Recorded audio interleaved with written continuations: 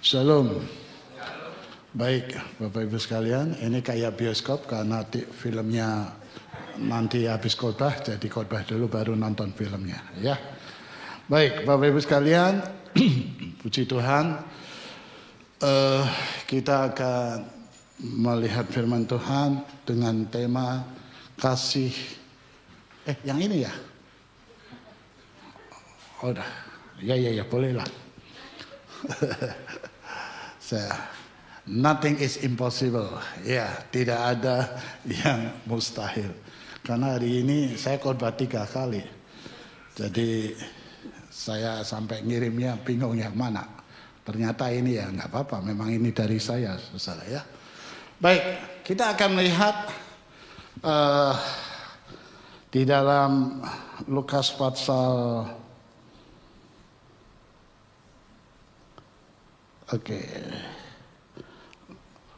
Lukas pasal 1 ayat 37.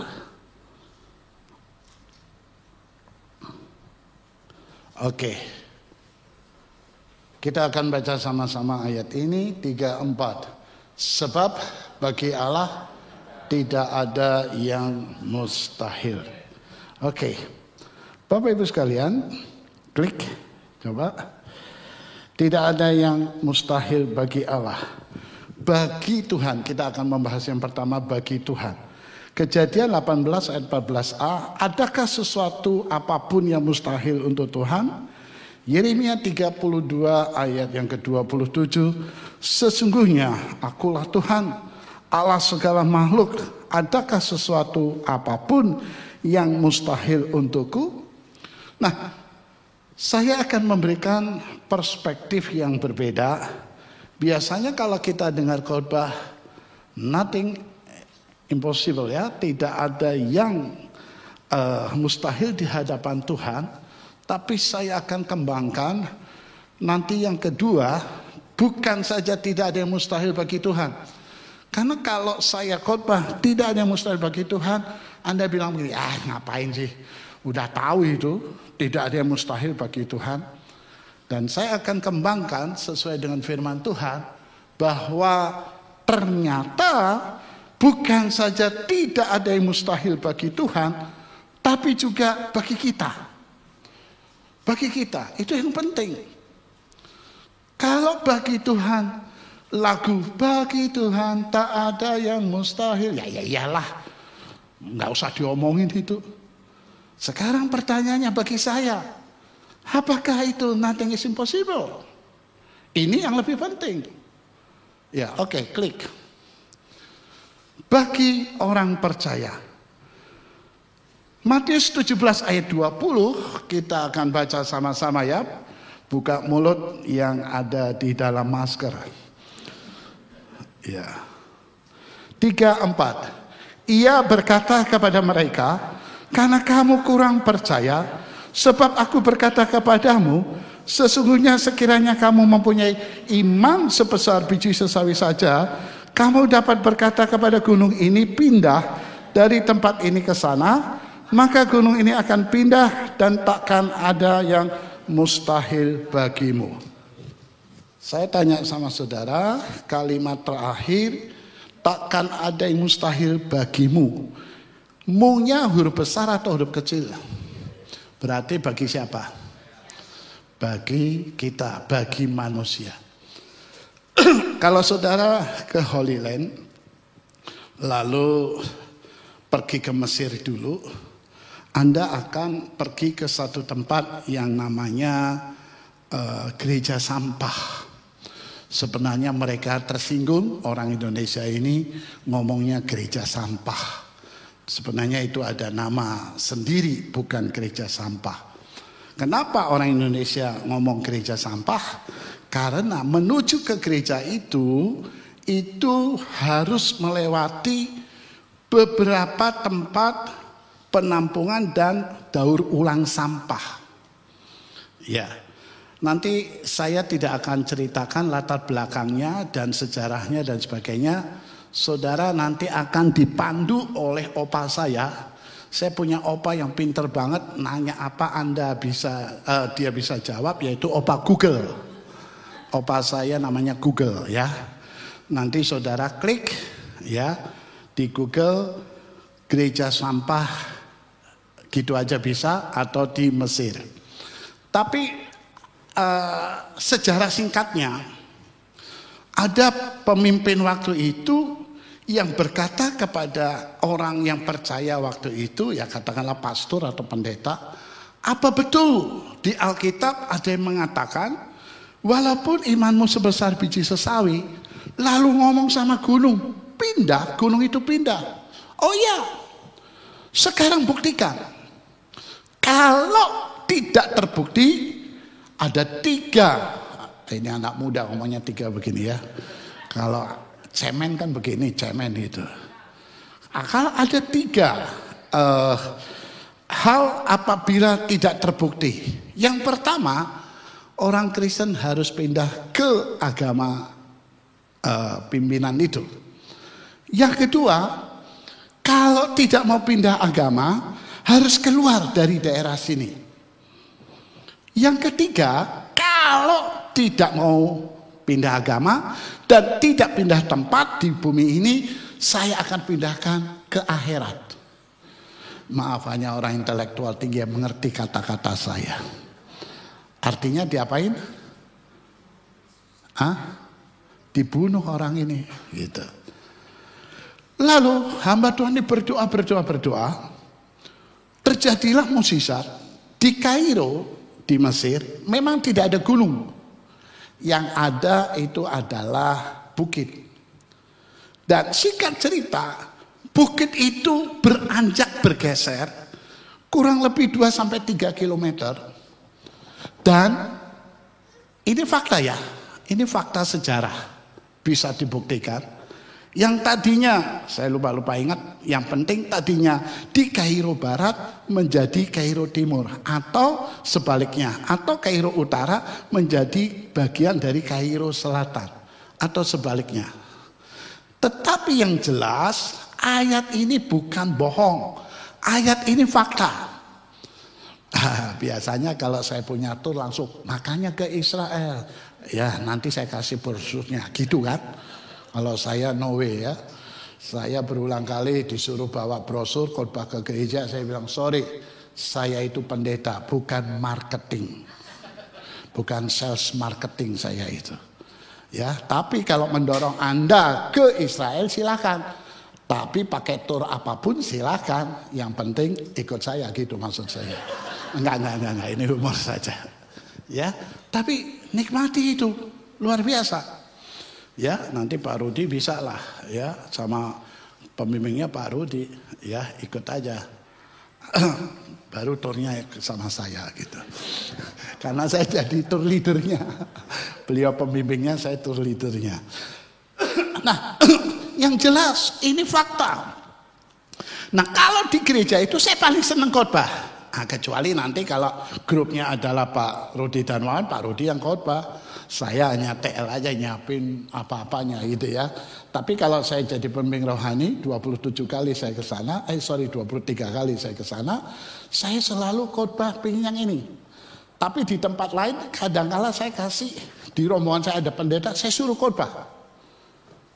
Ada orang bilang, Pak Abram males nih jadi pembimbing rohani, malah nyuruh orang lain peserta khotbah. Saya mau kasih pengalaman sama hamba Tuhan. Kamu bukan saja ke tempat di mana Yesus pernah ada, tapi kamu pernah khotbah di mana Yesus pernah khotbah.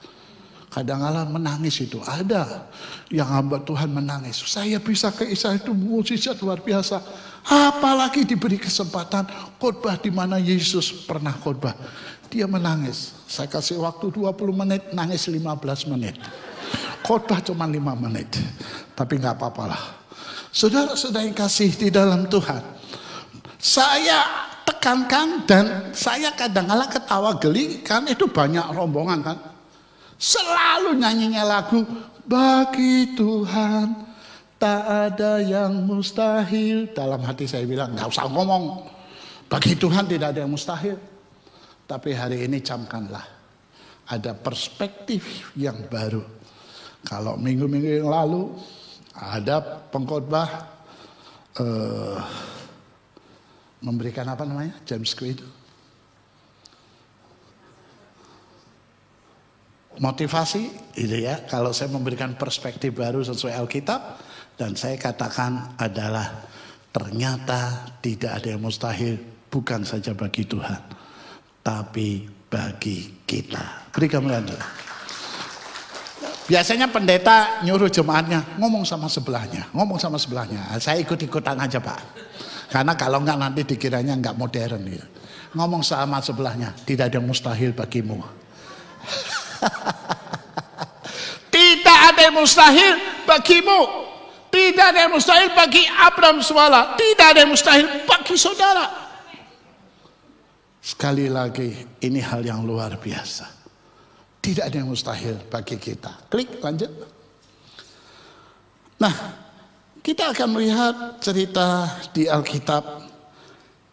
Di dalam Raja-Raja 17 ayat 1 sampai yang ketiga. Lalu berkatalah Elia orang Tisbe dari Tisbe Gilead kepada Ahab, demi Tuhan yang hidup Allah Israel yang kulayani, sesungguhnya tidak ada embun atau hujan pada tahun-tahun ini, kecuali kalau kukatakan. Kemudian datanglah firman Tuhan kepadanya, pergilah dari sini, berjalanlah ke timur dan bersembunyilah di tepi sungai Kerit, di sebelah timur sungai Yordan. Kita lanjutkan lagi ayat 4 sampai yang ke-6. Kau dapat minum dari sungai itu, dan burung-burung gagak telah kuperintahkan untuk memberi makan kau di sana. Lalu ia pergi dan ia melakukan firman Tuhan.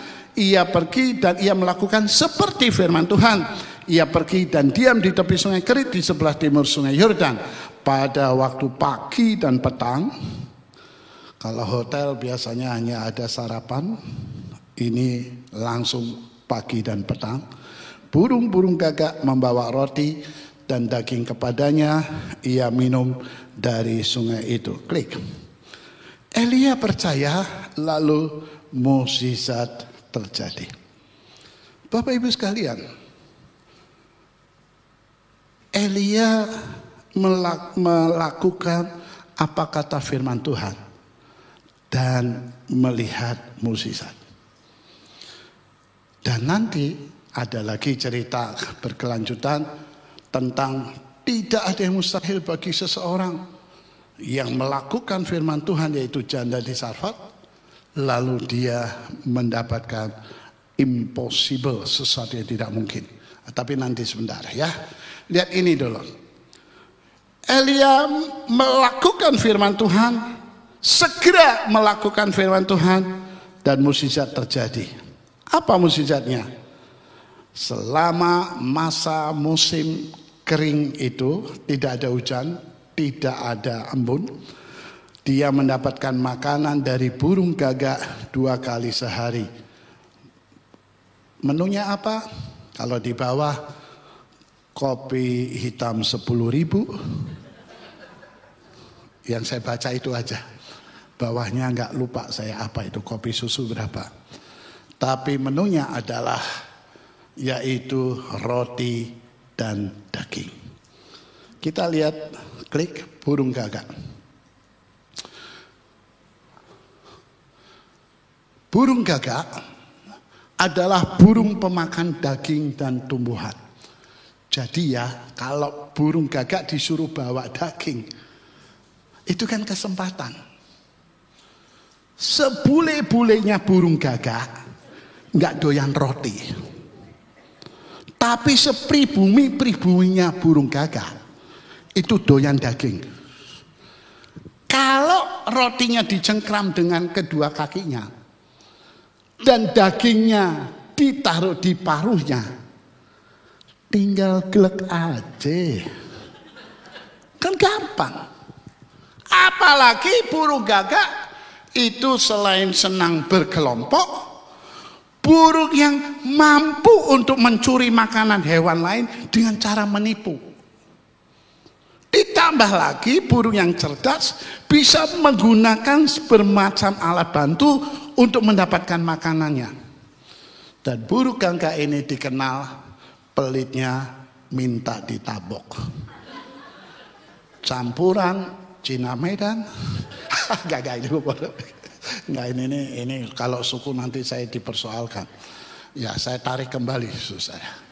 Karena tidak semua orang itu pelit begitu.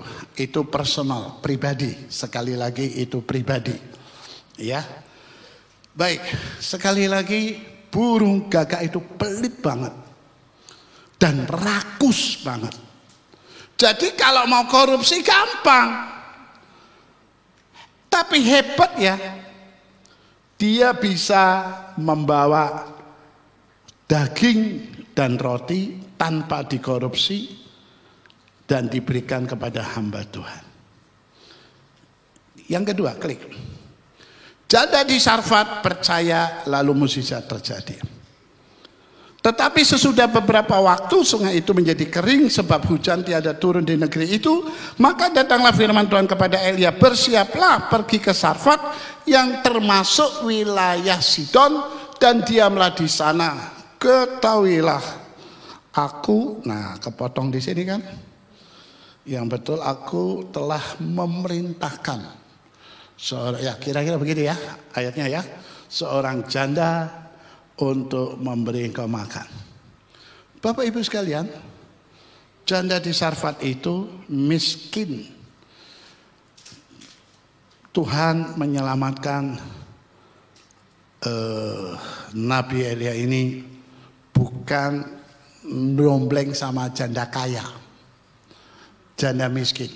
Miskinnya seberapa? Sangat miskin karena cuma punya tepung segenggam dan minyak sedikit. Situasinya paceklik dan apa yang terjadi, dia berani berbagi roti terakhir dengan Elia. Ini saya cerita dulu ya. Kalau saya misalnya jadi Nabi Elia, tidak akan ada hujan ataupun embun. Sana pergi ke kali Danaan Mogot. Kotor juga ya.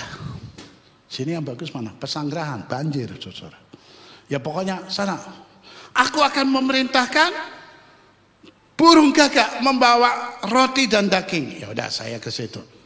Karena tidak ada hujan, tidak ada embun, lama dan lama banget saudara. Maka air mulai berkurang. Dan yang betul bukan airnya kering, sungainya yang kering. Air nggak pernah kering. Iya toh? Airnya kering, apaan air kering? Orang Indonesia kadang-kadang aneh-aneh. Ya. Dilarang masuk kecuali busway. Apaan busway nggak boleh masuk? Yang nggak boleh masuk itu Transjakarta. Busway itu kan jalur bis. Iya kan? Masa jalur bis nggak boleh masuk ke jalur bis? Nggak apa-apa lah itu Indonesia. Kadang-kadang pusing loh. Ayo saya tanya, yang bisa jawab saya kasih duit 500.000. Oh Pak Abraham ngomong aja, ada duitnya. Karena tadi saya habis khotbah saudara. Ini pendeta yang jujur tapi memalukan. Nih, maju ke depan, mundur, naik, turun, masuk, keluar. Bingung kan? Oh keluar. Ayo. Maju, mundur, naik, turun, masuk, keluar. Nah bingung kan? Ya udah nggak usah 500.000-nya deh. Oke, cuman saya kasih tahu saudara. Ya. Kalau saya jadi Nabi Elia, akhirnya pergi ke sungai. Lama-lama air sungai kering, mengering. Gak ada air lagi. Perintah kedua, pergi ke Sarfat, daerah Sidon. Aku memerintahkan janda untuk memberi kau makan. Saya ke Sidon nih, Sarfat. Lihat nih ada wanita nih. Saya nggak perlu sambil bernyanyi. Engkau masih gadis atau sudah janda. Gak usah nyanyi itulah. Nanti pada goyang semua kan. Lalu benar nggak ya ini yang diutus Tuhan? Dia bilang, beri saya minum. Kalau saya jadi janda itu ya, saya bilang ini cowok apaan ini? Minta nyuruh cewek. Lu dong yang cowok yang ngasih minum. Ya it's okay lah, cuman minuman ini kasih minum. Lalu Nabi Elia bilang apa? Cukup, selesai? Minta apa? Beri saya roti atau makanan. Kalau kita jadi janda di Sarfat, ini orang ngelonjak ini. Minta minum, ngelonjak minta roti. Lalu janda ini berkata sejujur-jujurnya dan dalam tempo yang sesingkat-singkatnya, Jakarta 17 Agustus 1945, dan dia berkata, kami hanya punya segenggam tepung dan minyak sedikit. Kami sedang mencari 2 atau 3 batang pohon untuk kami mengolah menjadi makanan. Pikir si janda, lu ngerti kan gua susah ini, malah bantu dong. Nabi Elia bilang apa? Bagus, kamu pulang, bikin dulu buat saya. Setelah itu bikin buat kamu dan anakmu. Astagfirullah. Ini edan ini. Kalau ada pendeta sekarang begitu, Anda pasti pindah gereja. Pendetanya kick. Udah jujur gak ada duit, minta lagi. Udah jujur gak ada roti, enak aja ngomongnya. Pulang bikin buat aku dulu. Pendeta egois. Bukan jemaatnya dulu, perutnya dia dulu. Dan mulailah tanda kutip, kalau kita jadi janda di Sarfat belum bertobat, tanda kutip dia bilang begini, ngiming-ngimingi lagi. Ngiming-ngimingi apa? Nanti ya, kalau kamu bikin buat saya, gandum diambil gak habis-habis, minyak diambil gak habis-habis, pret. Otaknya itu bokis, bahasa anak muda. Tahu ya anak muda apa artinya bokis? Hah? Bokis bukan bohong, bokis itu ada aja gitu, akal-akalnya gitu. Bokis ini, mana ada tepung diambil gak habis-habis, minyak diambil gak habis-habis. Tapi hebat janda di Sarfat, dia lakukan. Dan saya bersyukur, sangat bersyukur, janda di Sarfat ini bukan saudara dan saya. Kalau janda di Sarfat itu kita, habis itu pendeta Elia itu. Kita kata-katain itu. Lalu dijadikan viral. Diviralkan, pendeta gila. Udah jujur gak ada apa-apa, minta juga. Tapi dia lakukan. Begitu dia lakukan, betul, impossible. Tidak ada yang mustahil. Gandum diambil gak habis-habis, minyak diambil tidak habis-habis. Sampai kapan? Ada yang tahu? Halo, sampai kapan? Sampai Anda melototin saya? Ditanya sampai kapan? Sampai kapan? Ya selesai, memang film selesai, tamat. Sampai kapan? Sampai hujan turun lagi. Artinya apa? Beres semuanya. Dan tidak sampai janda itu mati. Artinya persoalan beres, langkah demi langkah. Berikutnya pasti Tuhan juga akan pelihara. Artinya apa? Tidak ada yang mustahil bagi orang percaya. Jangan mikir tidak ada yang mustahil bagi Tuhan. Oke, itu pasti. Tapi juga tidak ada yang mustahil bagi Abram Suala, bagi Rudi Darmawan, bagi Betty Darmawan, bagi saudara semua. Tidak ada yang mustahil. Yang penting enak sih, amin-amin. Mau nggak ngerjain gitu? Jangan ngata-ngatain pendeta, kurang aja ini pendeta. Nggak tahu diri, nyekik ini. Bisa gak kita lakukan itu? Seperti janda di Sarfat. Bapak Ibu sekalian, nothing is impossible. Tuhan punya kuasa untuk menolong. Tuhan punya kuasa untuk menolong. Saya kan pernah khotbah di sini ya, yang air mata saya nangis. Ini sampai rusak ini karena air mata saya. Saudara tahu, keluar dari sini, lalu saya dapat WA, ada orang baru transfer 10 juta. Dan orang yang dipakai Tuhan menolong yang 3 bulan saya nggak bisa bayar angsuran mobil dan rumah, susah. Tidak ada mustahil bagi Tuhan. Pokoknya kita percaya aja, ikutin aja. Ya, Allah punya kuasa untuk menolong. Kekuasaan kita terbatas. Kekuasaan Tuhan tanpa batas. Anda menolong saya terbatas. Tapi Tuhan menolong saudara tanpa batas. Sesuatu yang tidak mungkin menjadi mungkin. Sesuatu yang tidak ada menjadi ada. Dan sesuatu tidak bisa menjadi bisa. Camkanlah ini. Bukan saja Tuhan menolong kita penuh kuasa, tapi Tuhan bisa pakai kita untuk melakukan kuasanya. Seperti Petrus berkata, aku emas perak enggak aku punya. Orang lumpuh berjalan.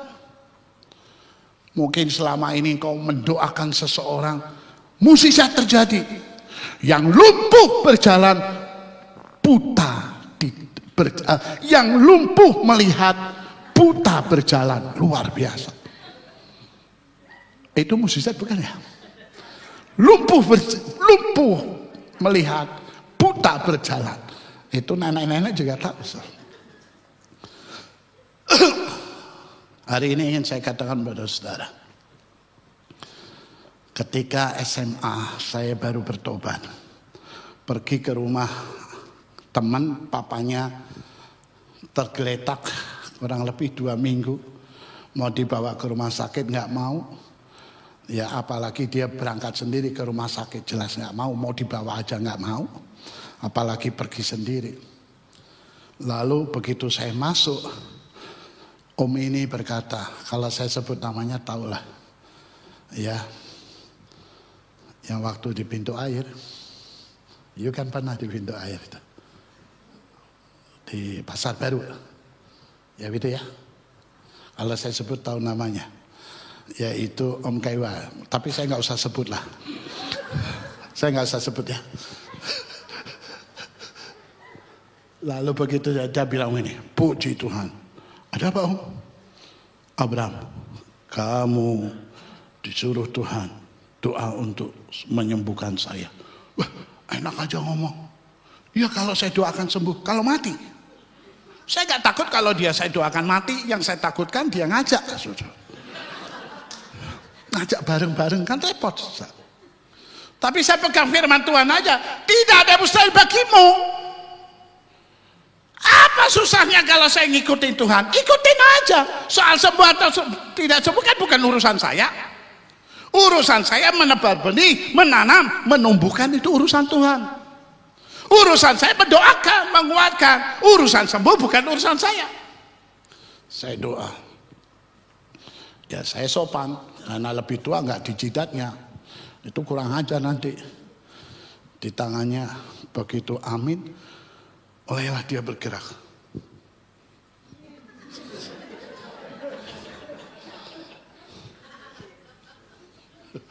Mau diterusin nggak ini berikutnya?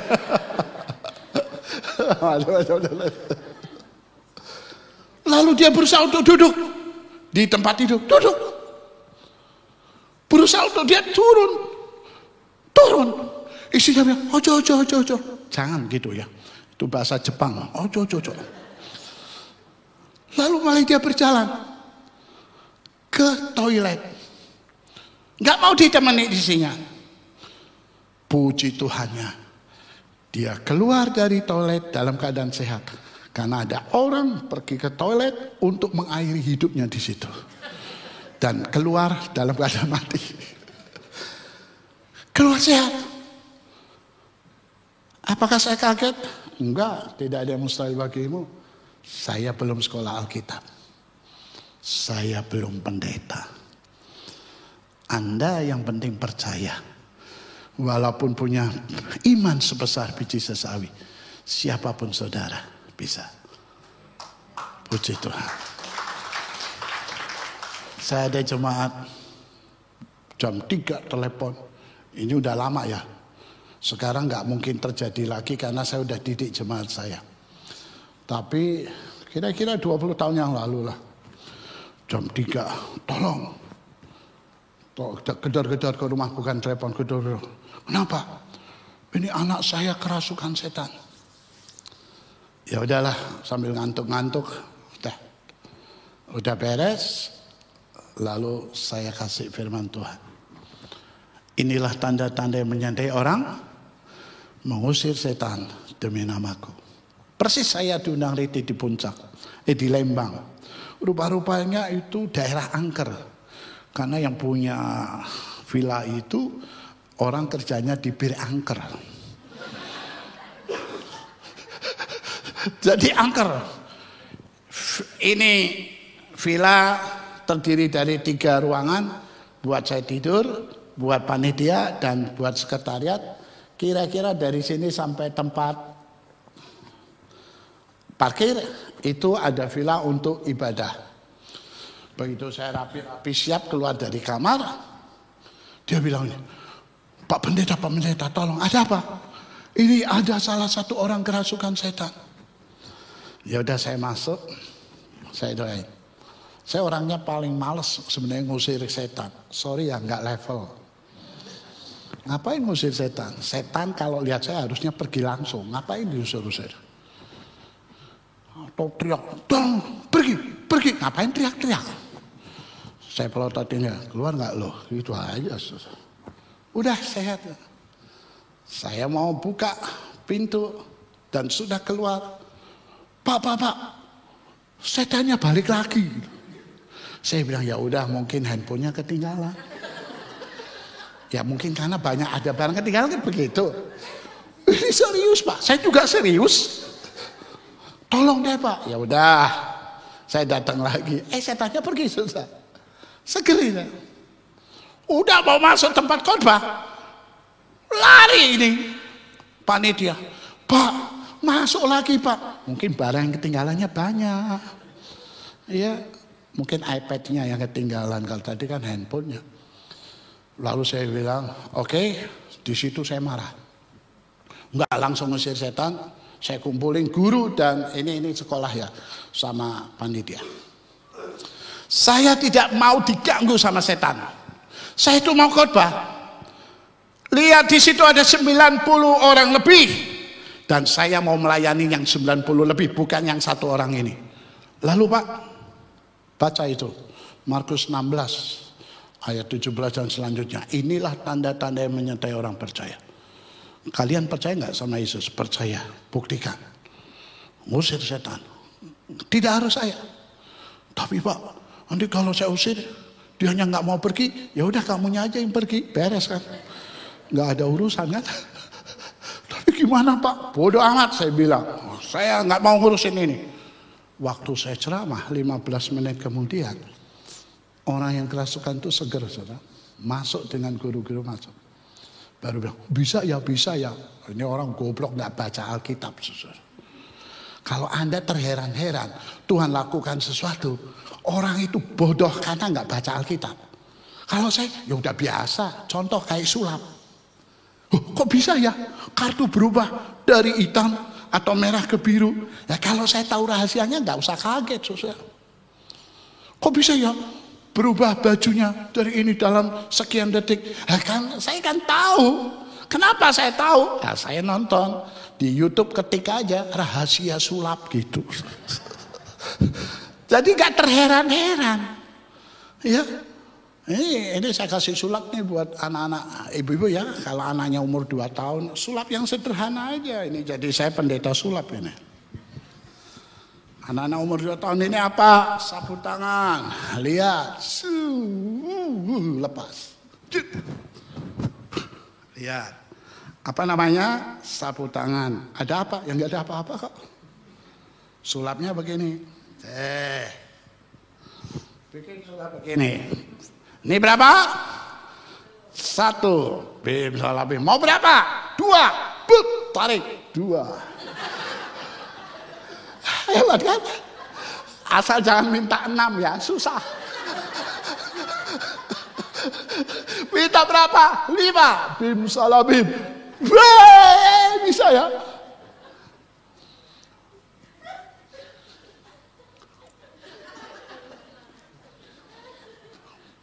Saya makan tinggal satu, padahal di sini.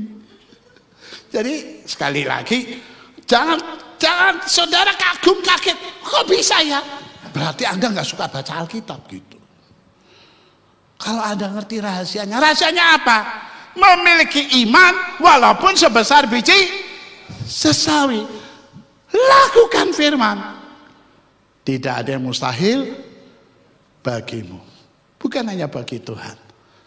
Bapak Ibu sekalian, yang kedua, Tuhan punya segala cara. Maaf, di otak kita yang bisa menolong kita adalah sesama manusia. Sorry ya, Tuhan bisa pakai binatang untuk menolong. Saya kalau khotbah di begini, mohon maaf ya, kalau gereja Protestan sama gereja Pentakosta agak beda. Kebetulan saya bisa khotbah di Protestan, bisa di Pentakosta. Kalau di Protestan, Anda tidak perlu khotbah dengan kesaksian pribadi. Akan berkata, itu kan diri kamu, orang lain kan belum tentu. Tapi khotbah kesaksian Alkitab, itu mukjizat. Misalnya air menjadi anggur, atau itu kan mukjizat itu. Ya, untuk manusia misalnya Petrus berkata bangkit dan berjalan, itu mukjizat. Tapi nggak bisa diri sendiri. Tapi kalau orang Pentakosta, kalau nggak ada kesaksian pribadi, lu bisa-bisa aja ngomong loh. Mana buktinya? Nah, karena saya ini ada di Pentakosta, saya kasih deh kesaksiannya. Saya berdoa, Tuhan tolong berikan saya kesaksian bukti bahwa Tuhan bisa menolong melalui seekor binatang. Puji Tuhan, ini terjadi 25 tahun yang lalu. Seseorang saudara, hamba Tuhan dari daerah cerita sama saya. Dia punya anak laki-laki. Anak laki-laki umur 7-8 tahun lah. Dan dia bilang, Papa, bosan saya makan sayur-sayuran, makan singkong, saya pengen makan nasi. Papanya yang hamba Tuhan bilang, nak besok makan nasi. Senang banget saudara. Lalu dia dicubit sama istrinya di pinggangnya. Saya nggak tahu kenapa. Cewek-cewek kenapa sih kalau nyubit suaminya kok di pinggangnya? Di hidungnya aja gitu. Kenapa? Kamu jangan suka janji sama anak. Nah, kenapa? Setuju nggak kalau saudara saya bilang begini? Anak adalah debt collector paling ganas di dunia. Ya nggak? Anak itu debt collector paling ganas di dunia. Akan tagih terus loh kalau Anda janji. Makanya jangan suka janji sama anak. Tapi Tuhan ngomong sama saya, oke besok makan nasi. Ya udahlah, terserah kamu. Nak tidur ya. Besok makan nasi Pak ya. Ya tidur. Betul dia debt collector paling ganas di dunia. Buka mata, buka mulut. Mana nasinya Pak? Ayo tenang dulu, ayo mandi dulu, mandi udah. Ada piring buat dia, buat istrinya dan buat anaknya. Kosong, gak ada nasi. Pak, mana nasinya? Piringnya dikipas-kipasin. Papa stres ya? Gak ada nasi. Tenang nak, Tuhan yang menyediakan. Ingat kan Abraham ngomong sama siapa? Tuhan menyediakan. Ngomong sama? Abraham ngomong sama siapa? Abram ngomong sama siapa? Tuhan menyediakan. Sama? Sama Isa bukan, sama jemaat di sini. Abram ngomong, Tuhan menyediakan.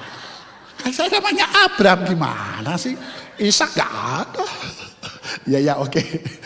Kalau di Alkitab Tuhan ngomong sama Isa, Papa kalau zaman sekarang. Ini semuanya sudah ada. Mana korban? Abraham bilang apa? Tuhan yang menyediakan. Doa. Ketika doa, saya merinding saudara mendengar kesaksian ini. Tiba-tiba ada seekor burung hinggap di piring anaknya. Dan burung itu mengeluarkan satu kata, cerot.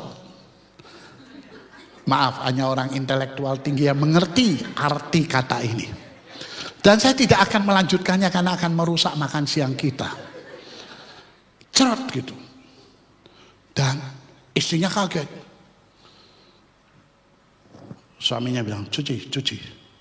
Waktu dicuci piring itu, istrinya teriak. Ada benda mulia di cerot itu, saudara. Dan bisa dijual untuk memberi makan 1 bulan. Beri komentar. Merinding saya. Tuhan bisa nolong melalui siapapun. Dengan cara apapun. Jangan batasi kuasa Tuhan. Caranya macam-macam. Yang kedua, yang bisa nolong kita adalah orang yang murah hati. Siapa bilang? Dia juga bisa menolong kita melalui orang yang pelitnya minta ditabok. Gereja kami lantai 3 waktu itu ya. Waktu itu masih di rumah, belum beli tanah belakang. Masih kosong karena ketiadaan biaya. Hanya ada tembok 1,20 meter lah mengelilingi. Saya kalau khotbah di luar nggak tenang. Kenapa? Takutnya ada anak sekolah minggu lari ke lantai 3, lalu ayo kita cepet-cepetan turun ke bawah. Dan yang paling cepat memang loncat. Dan mati nanti repot.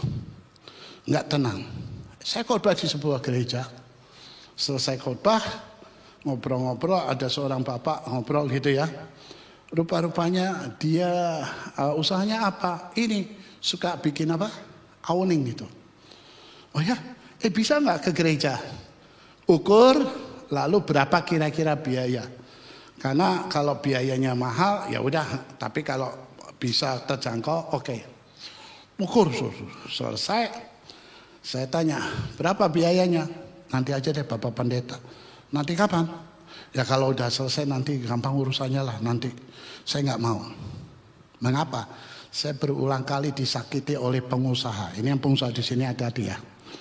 Berulang kali disakiti pengusaha, caranya begini. Enggak apa-apa, nanti enggak apa-apa. Begitu selesai, tagihannya mahal banget. Kalau saya itu orang yang fair, berapa? Bisa dijangkau kerjakan? Tidak. Kalau mau free dari awal, jangan terakhir bikin jantungan. Jadi saya orangnya fair. Dan sering, enggak apa-apa. Gila saudara tagihannya. Enggak dibayar malu, dibayar gila mahalnya. Kadang-kala ya itu pengusaha yang belum bertobat lah. Kalau di sini kan beda kan? Enggak ada di sini 1, 2 atau 3 lah kira-kira. Enggak, amin lah. Dan apa yang terjadi saudara? Ya udah, saya nggak mau. Terima kasih untuk kunjungannya, untuk kerja begini. Enggak Bapak Pendeta, kita kerjain aja. Dia maksa ngerjain. Selesai ngerjain, saya bilang, berapa? Sudah dibayar oleh Tuhan. Melalui apa? Transparan. Ya Tuhan sudah membayarnya. Saya tenang. Awningnya itu dari luar negeri, sinar masuk, panasnya tertahan di situ, dan saya lega. Khotbah lagi di gereja itu. Ketemu sama gembalanya, ngobrol di ruangan gembalanya. Saya bilang, kamu hebat. Hebat apa? Bisa mendidik jemaat yang luar biasa. Beliau dipakai Tuhan menyelamatkan ketenangan saya dan gereja. Sudah ada awning. Dia nanya, siapa? Saya sebut namanya. Ya, katakanlah si A, Rudi. Nama Rudi kan pasaran di mana-mana ada. Ya, nama Abram yang jarang, saudara. Di handphone saya ketik Rudi, itu 20 lebih. Pusing saya. Makanya yang paling gampang Darmawan, itu juga 20 Pak. Enggak. Dan apa yang terjadi saudara? Sebut itu. Itu orangnya, iya. Yang usaha awalnya gitu, iya. Yang orangnya begini, iya. Anaknya segini, perempuan semua, iya. Yang tinggalnya sini, iya. Kamu kenapa sih kok bingung? Dia bilang, Pak Abraham, saya mau jujur sama Bapak. Kenapa? Orang itu di gereja ini dikenal pelitnya minta ditabok. Dia bisa pelit di gerejanya, tapi bisa murah hati di gereja saya. Otaknya berubah. Jangan berpikir yang bisa menolong saya adalah yang murah hati, yang Saudara, berulang kali saya ditolong oleh orang yang miskin sampai nangis saya. Justru orang yang kaya kadang-kala malah nggak menolong. Saudara-saudara, janda di Sarfat sangat miskin, tapi dipakai Tuhan untuk menolong Nabi Elia. Otaknya berubah. Jangan berpikir yang nolong itu hanya orang yang kaya. Justru kebanyakan yang kaya itu pelit. Mengapa? Dia tidak mungkin kaya kalau nggak pelit. Saya dulu pernah jadi pengerja di sebuah gereja. Mau renovasi, datang ke orang kaya, saya udah mikir dapat nih. Sampai di sini berapa ini begini. Oh salah, besinya jangan yang segini, harus begini ini. Keluarnya nggak ngasih, saudara. Maunya saya tempeleng aja itu mulutnya, saudara. Dia nyumbang nggak? Nyumbang, yaitu nyumbang omongan. Nyumbang juga sih, nyumbang kritika. Duit kagak keluar. Tapi saya menangis. Ada jemaat yang ngomongnya aja nggak. Satu saat, saudara, ketika gereja yang dilayani isinya pernah jadi pengerja di sebuah gereja di Cimone. Antara dalam waktu 1 bulan dibeli gereja atau akan ditutup. Wah, gembalanya bingung itu. Lalu dulu ada cari dana putar film. Kami bilang, putar film, datang ke orang kaya. Saya dapat 200 tiket, 100 atau 200 untuk saya jual. Ke orang kaya saya pikir 100 dibelilah murah ini. Dia bilang apa? Aduh maaf Pak, di setelnya di mana? Itu di Tangerang. Oh kan dia ini di Jakarta Utara itu. Aduh kejauhan. Dalam hati saya bilang, lu mikir, lu nggak usah datang nonton, ngapain nonton? Beli aja, gua tabok loh. Iya dong. Ngapain bilang, oh kejauhan, saya nggak ada waktu. Yang suruh nonton siapa? Cuman belilah tiket. Nggak punya otak ini orang. Oh kesel banget Pak Abraham, ya kesel banget waktu itu, susah. Semakin kaya semakin nggak punya otak. Ada nangis, saya nangis, betul nangis. Saya mau beli tiket Om. Saya pikirkan dia satu ya. Beli 2 Om. Kok 2? Yang satu buat teman saya yang nganter. Gila gak saudara? Yang satu buat teman saya yang ngantar. Dari daerah Kopi itu jalan apa itu? Ya kalau muter balik baru ke Jembatan 3, Bandengan ke kiri itu. Pangeran apakah itu? Jadi dari Bandengan Utara, Bandengan Selatan ke kiri. Kalau ke Kopi kan muter balik langsung ke sana ya. Itu dari situ saudara. Setel filmnya di Tangerang di Jalan Merdeka saudara. Ada bioskop itu. Nontonnya di bioskop. Beli saudara, nangis saya saudara. Beli 2 tiket. Akhirnya itu buat gereja sampai sekarang terbeli. Dan Tuhan bisa menolong dari orang-orang miskin. Jangan batasi kuasa Tuhan. Ada seorang telepon saya, Pak Abraham. Kalau waktu itu kan saya khotbah di mana-mana, pikirnya saya punya jemaat ribuan, saya ketawa aja. Pak Abraham, kami dari satu kelompok suka bagi-bagi Alkitab. Mau cari dana, siapa tahu jemaat Bapak mau nolong. Saya bilang, maaf ya Pak, jemaat saya itu, sorry ya, bukannya nyombong. Ekonomi jemaat saya bukan menengah ke bawah, sorry. Saya bukannya nyombong. Jemaat saya itu bukan menengah ke bawah, tapi bukan menengah ke bawah, tapi 1/4 ke bawah. Itu ibu, itu yang tahu itu. Ya, ibu siapa yang tadi MC? Medi tahu itu karena dia pernah ngajar itu dekat gereja kami. Dan apa yang terjadi saudara?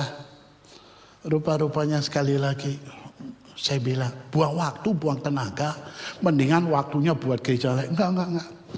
Ya udah ya, jangan kecewa ya kalau nggak ada ya, nggak apa-apa. Saudara tahu,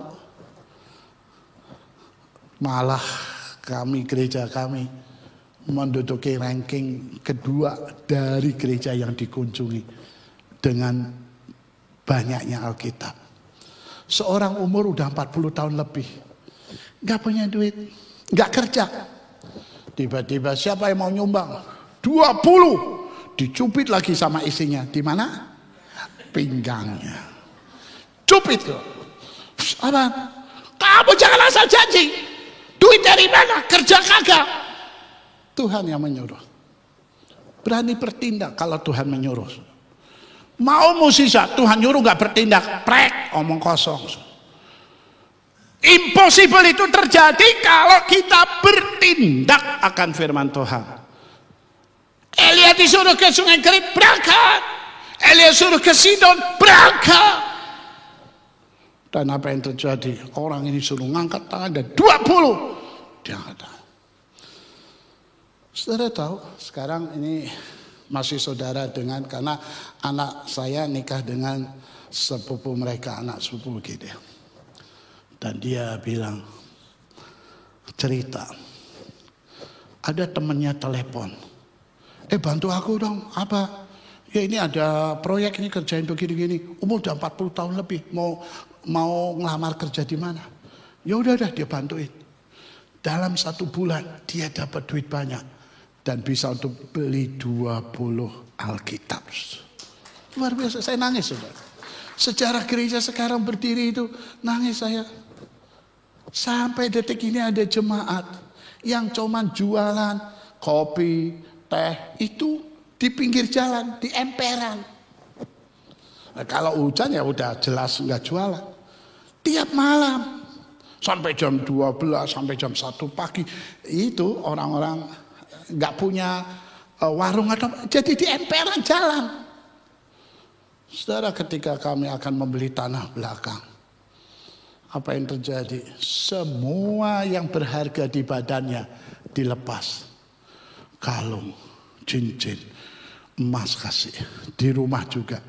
Kami terimanya, janganlah Bu. Malah kita gak enak kan? Gak.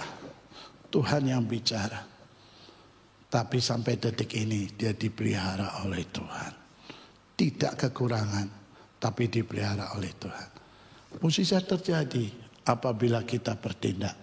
Tuhan punya segala cara. Yang terakhir, Tuhan punya waktu yang tepat. Lagi murah, nggak bisa kebeli. Mahal kok bisa kebeli, gitu kan? Bingung kan? Aneh itu. Gereja mau beli, nggak bisa. Giliran mahal bisa. Bingung kan? Nggak usah bingung, karena Allah kita punya kuasa. Tunggu waktunya Tuhan. Kadang-kala kita nggak sabaran. Sabar aja. Waktu Tuhan tepat untuk menolong kita. Tidak lebih, tidak kurang. Lanjut, terakhir. Oke, percaya saja bahwa Tuhan selalu peduli. Percaya saja bahwa Tuhan sanggup menolong. Percaya saja bahwa mukjizat masih ada. Tidak ada yang mustahil bagi Allah, bukan titik. Tapi bagi siapa? Pertanyaan saya, Anda orang percaya? Anda bisa dipakai Tuhan dan luar biasa. Sebagai penutup, lanjut klik. Kesimpulan. Nah, pokoknya kalau udah kesimpulan itu paling enak. Habis ini selesai. Kita baca sama-sama ya, 3, 4. Jika hidup kita terasa sulit karena banyak persoalan membelit, jangan pernah putus harapan. Karena tak ada yang mustahil bagi Tuhan. Selama kita tidak putus asa, selama kita tetap percaya, sesungguhnya mukjizat masih ada. Mari kita berdoa. Bapa di surga, hamba-Mu boleh diam berbicara. Berikan kami keberanian untuk bertindak akan firman Tuhan yang Tuhan berikan. Berikan kepada kami berani lakukan apa yang Tuhan suruh. Ketika Tuhan menyuruh kami, kadangkala perintahnya impossible, tidak masuk akal. Tapi untuk kami mendapatkan sesuatu yang impossible, tidak akan pernah mungkin kami mendapatkan impossible kalau yang kami lakukan hanya yang possible. Ketika kami melakukan yang impossible, disitulah kami mendapatkan yang impossible. Ampuni kami selama ini kami bertindak yang possible, tetapi meminta mendapatkan yang impossible. Ampunilah kami. Sejak saat ini kami akan lakukan perintah Tuhan yang impossible, maka kami akan mendapatkan pengalaman-pengalaman yang impossible. Seperti Nabi Elias, seperti janda di Sarfat. Berkati Bapak Gembala Pak Rudi dan Mawan dan istri dan seluruh keluarga, cucu menantu. Berkati hamba dan main tempat ini. Biarlah kami bisa menikmati, merasakan dan bersaksi bahwa mukjizat masih ada. Tidak ada yang mustahil, bukan saja bagi Tuhan, tapi bagi kami secara pribadi. Dalam nama Yesus kami berdoa, haleluya. Amin. Amin.